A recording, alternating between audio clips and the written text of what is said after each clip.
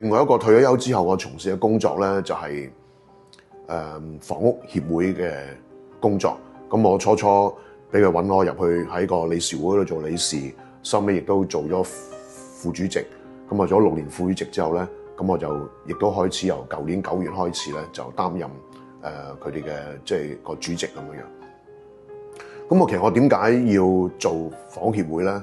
其實亦都係基層，我真係來自一個基層家庭，我亦都喺公共屋邨度長大。我1970年我搬入坪石邨，嗰年咧係我中一嘅暑假，開始放暑假之後我就搬咗入坪石邨。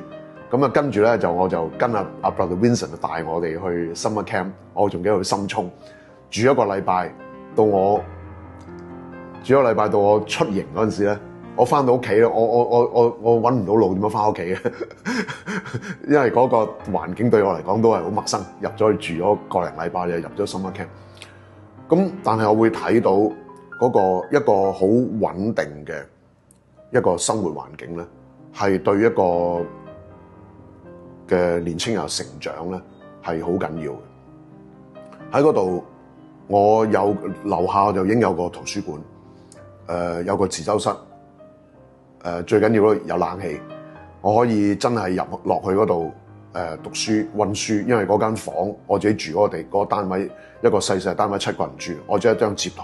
嗰張摺台兄弟姊妹輪住用嘅。咁我通常我讓俾個細佬妹用咧，我就落咗下邊嗰度讀書，自修室度讀書，或者我係好早起身開始